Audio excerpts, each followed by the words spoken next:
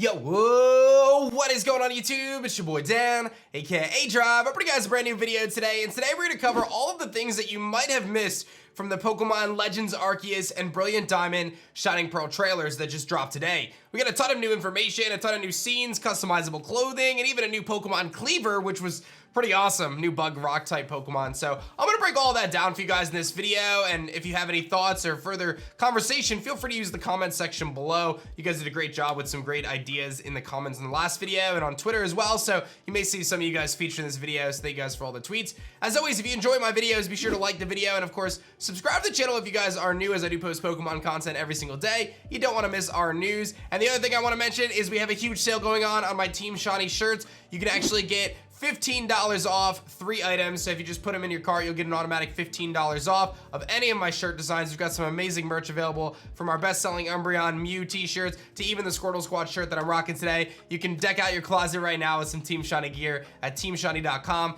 and this deal is only for 48 hours. So if you want to save a couple bucks, pick out whatever shirts you want from the bundles and stuff like that. Now's your best shot. So check it out at teamshiny.com. Without further ado, let's break it down, all the information from Legends Arceus and BDSP. So the first thing I want to just talk about really quickly is, for those who didn't know, there was a Japanese trailer that also came out, and they showed day and night differences between different spawns. So in these two images, we can see the same location showcasing Beautifly during the day and Dustox at night. So I thought that was worth mentioning because it wasn't really showcased in the English trailer, but it was showcased in the Japanese one.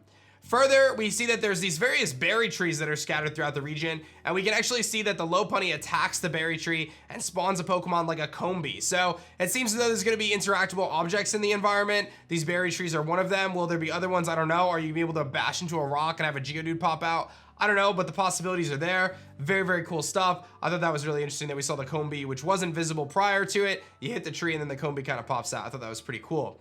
Further, we've got character sound effects. So when the character actually gets hit, they let out like a little bit of a grunt, right? Because we know that the trainer itself can be hurt by wild Pokemon in Legends Arceus, which is something new to the franchise.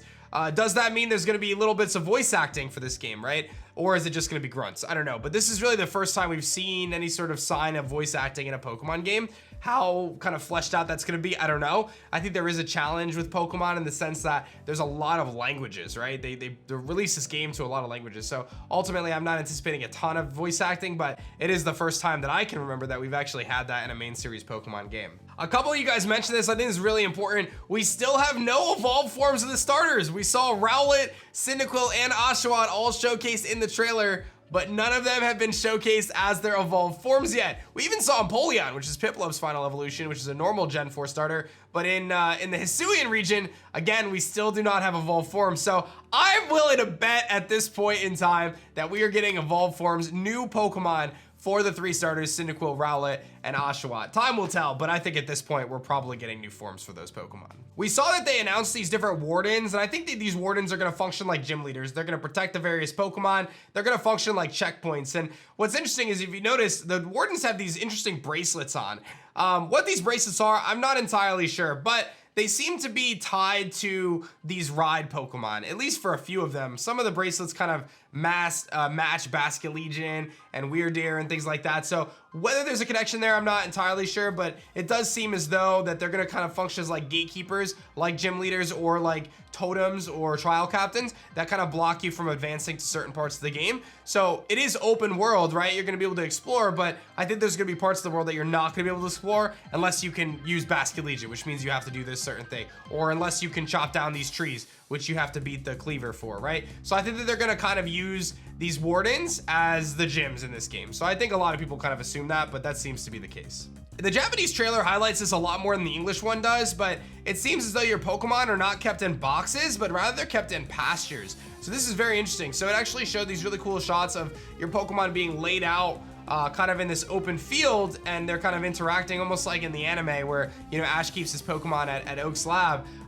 It looks like you're going to be able to keep your Pokemon in these pastures as opposed to being put in like a PC system. So that makes the question of like, do you have to actually physically go back to Jubilife or wherever this pasture is to get your Pokemon, or are you going to be able to access them remotely? I feel like that's pretty interesting. It would be pretty cool if you, I mean, maybe cool for me, but maybe not. Most people think it's cool. They have to travel back and forth, but We'll have to see, because again, this is in the past, so it's possible there's no like full PC system. I don't really know, but definitely worth noting that it's a new system in general. Outside of Cleaver's kind of area, the Warden area, there are these statues on top of this post, and I'll be real, I look at these statues quite a bit, and I cannot tell what this Pokemon is. Now, we've seen statues in the game for Magikarp and Galarian Weezing and all sorts of Pokemon, so, you know, we know this is gonna be tied to a Pokemon, but I don't know what Pokemon this is. Is this a new Pokemon? I don't know. I actually feel like this could be something new, because again, I'm not seeing anything that this exactly looks like. So did we just discover a new Pokemon? Let me know what you guys think about this. Do you guys think this is a new Pokemon, or is it an existing Pokemon? What is up with these statues? Again, this was shown in the trailer right around when Cleaver was first revealed. Shoggle King mentioned this on Twitter. He talked about the different scrolls next to the moves, which I think the scrolls actually relate to the styles, but there's a progression system seemingly next to the stats. I found that was pretty interesting. If you notice on the screen, the defense stat has a number 2 next to it, and the speed stat has a 1 with like a little bar.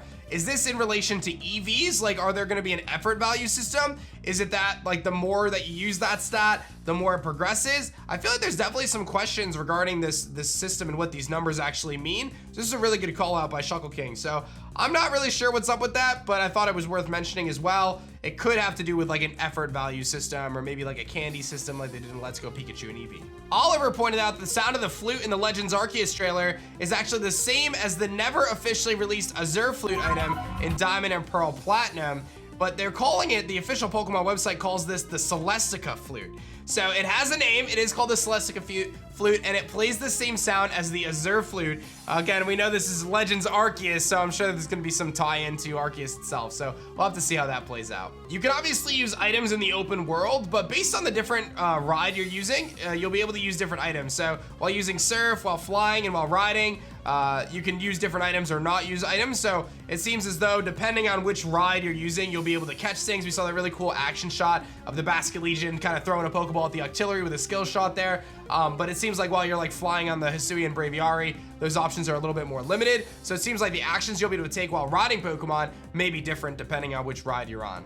I think we kind of knew about this, but you can craft items. They kind of highlighted this in the Japanese trailer pretty well. But you can, and actually in the English one too, you can craft items like potions. So you can find Oran berries and medicinal leeks, and you can craft those to make potions. So I actually really like the crafting mechanic. I think that adds another layer of depth to this game. So I'm excited to see how kind of expansive that is. Like, are you crafting Pokeballs like Kurt did with his Apricorn balls? Like, what's going on there? Very exciting stuff. Now here's a couple different interesting posts about various characters and their relation to other characters.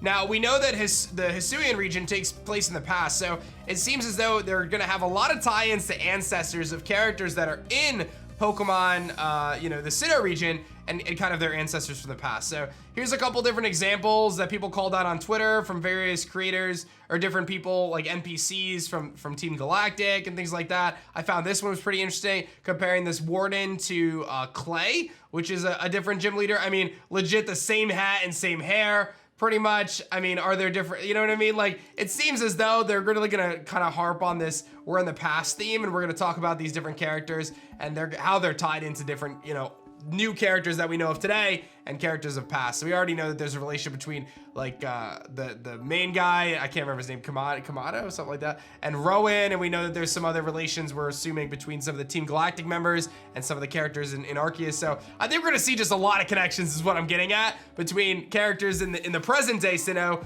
and also the HISUIAN region and their ancestors. So just expect to see a lot of links there, and I'm sure Legends Arceus is gonna either tease or kind of flesh out that story as we go. I thought this was worth mentioning. Cleaver, the new rock and bug type Pokemon, used a move called Stone Axe. This is a new move. It could be our first ever good 100% accurate rock move.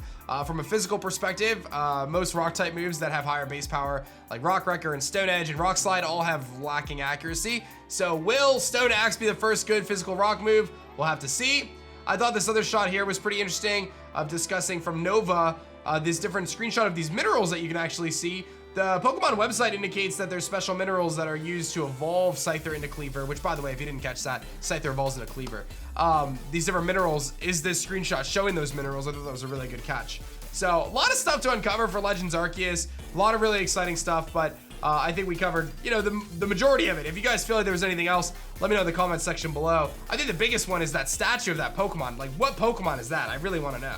And there's a few little things to touch on with BDSP. That was pretty much straightforward, but one thing to note was Torchic was shown in Amity Square. Previously, you weren't able to obtain Torchic, so are you gonna be able to get all the starters? What's up with that? Like, why was Torchic found in Amity Square? And the other thing I wanna mention is that it seems as though like you're gonna be able to use HMs through your Poketch, which is very cool.